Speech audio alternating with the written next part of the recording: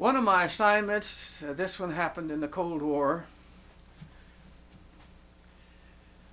I was assigned to the Navy on an exchange duty. Somebody said General, I should know his name, and a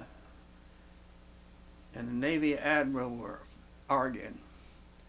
I mean, I don't know what's to this story about the Navy and the Air Force. Well, you know, there's always been competition. Who gets the most money, who gets the best planes, etc. So they sent 6 Air Force guys to the Navy on an 6 months exchange duty, and 6 Navy guys to the Air Force. And I was one of the Air Force guys that got sent to the Navy. Of course, you know, this is me. I'm maybe in this plane here getting cat-shotted off of the carrier. There's me, and I forget to point me out, but I'm right there. That's me in the belly of a carrier getting briefed on a mission. And but we started out. One Sunday afternoon we got to Pensacola, and they took us out back of the field where they had a little dirt patch, and they taught us about Navy flying, and it was different. We Air Force types, we're going to come in to land. We've got enough altitude, enough airspeed. If the engine quits, we probably still make it.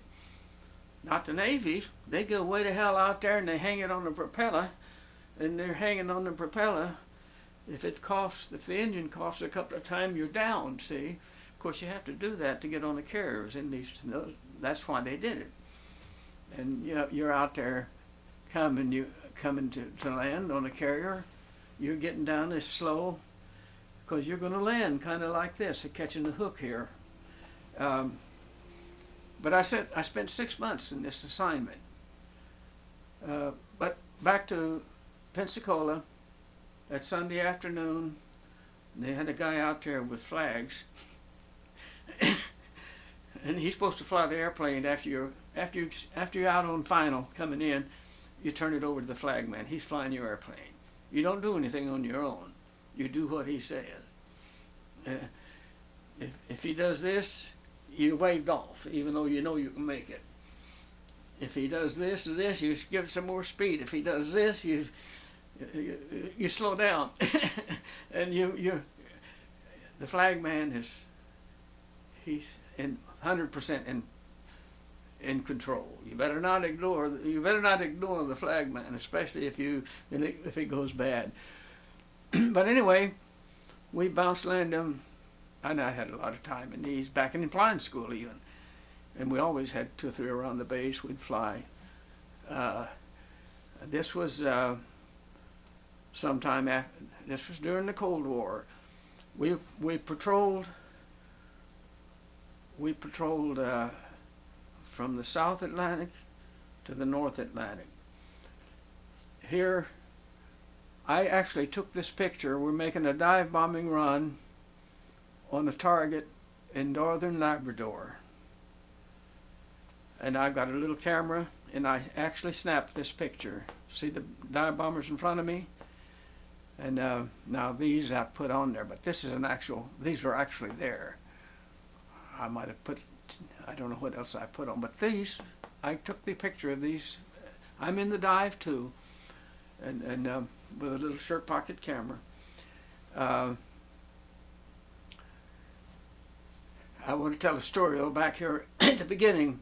On the Sunday afternoon, well, we played that thing and getting used to this flagman here, and so we go out to the carrier. It's a little carrier called, it'll come to me. But anyway, it's an old carrier, very short, very small. And out here in the Gulf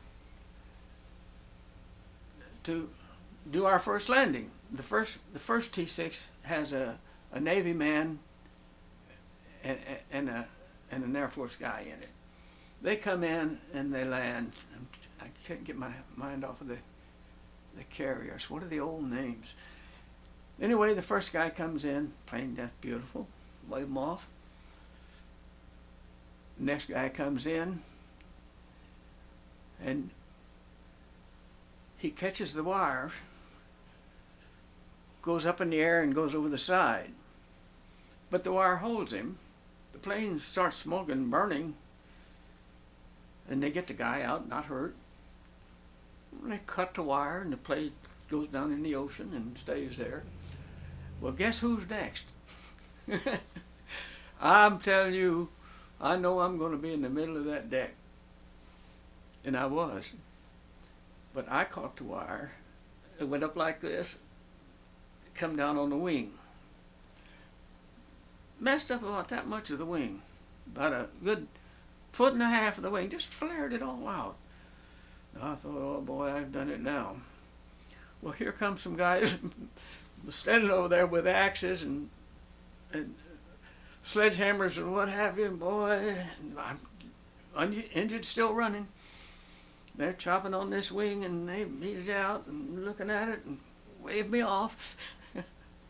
But the rest of my landings were good, and nobody got hurt. But true story. But I was circling up there while the guy's plane was burning. He's hanging over the side, and I'm next.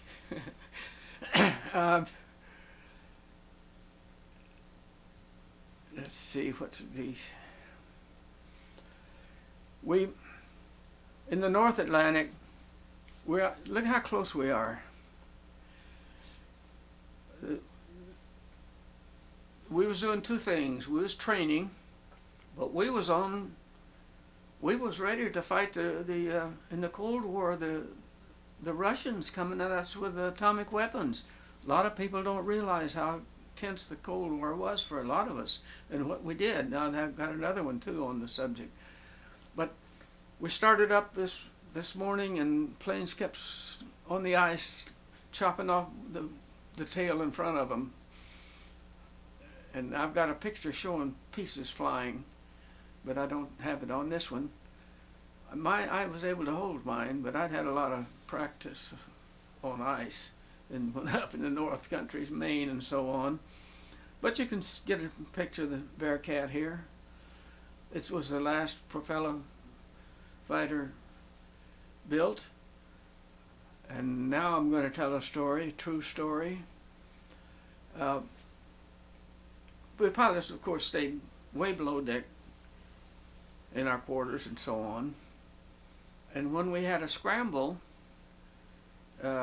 we scrambled from down there in the quarters. And you never knew where your plane would be parked.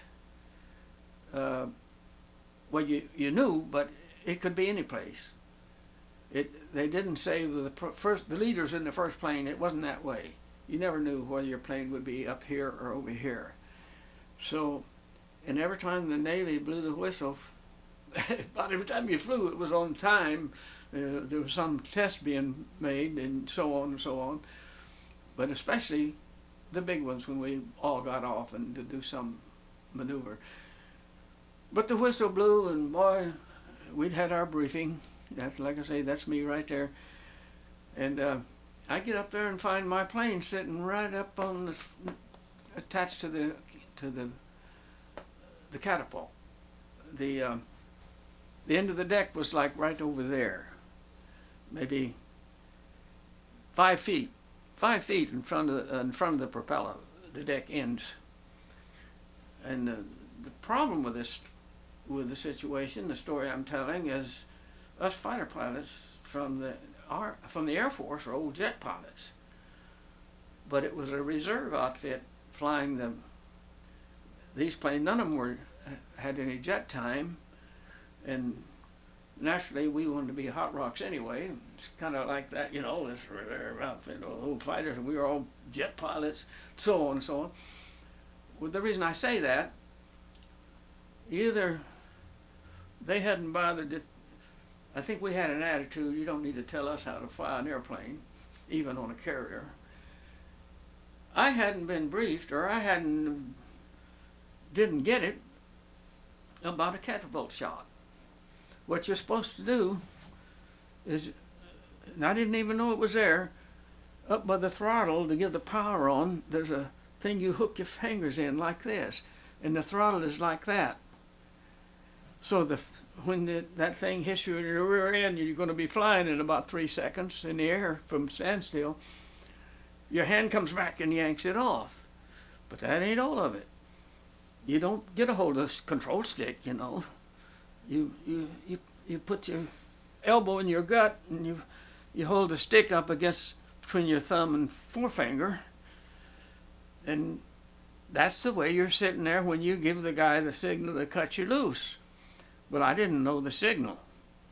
I didn't know about these other things either, because that happened shortly after we got on that carrier. And when they shot me off, this hand yanked all the power off.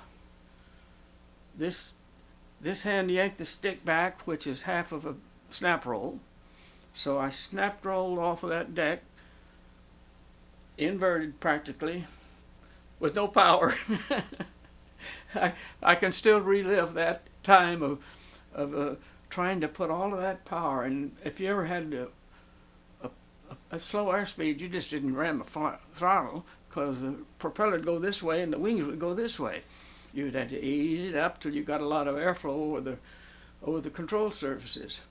Anyway, I can still relive trying to get the power back on, and I actually did get down where the spray from the ocean, it's usually windy way the hell out there, was hitting my plane before I skimmed it over and got back in the air. And the ship did its turn, because they've got when they see that, they turn because they don't want the ship running over you. They actually did their turn. I thought I'd relive that story with you.